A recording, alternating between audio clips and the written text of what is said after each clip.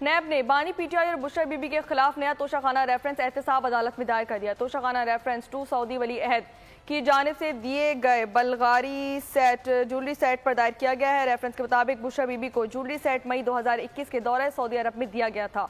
बानी पीटीआई और एहलिया ने गैर कानूनी तौर पर ज्वेलरी सेट अपने पास रखा।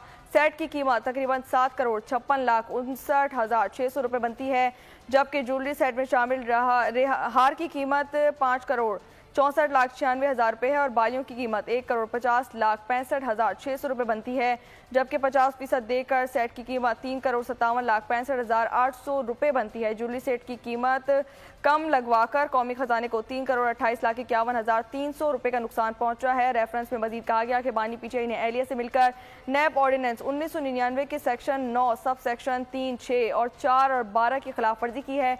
बानी पीटीआई ने अपने इख्तियारात का नाजायज इस्तेमाल किया। वजारत उस्मा के दौर में 108 तहाइफ में से 58 अपने पास रखे। सब्सक्राइब करें और बेल दबाएं ताकि कोई खबर रह न जाए।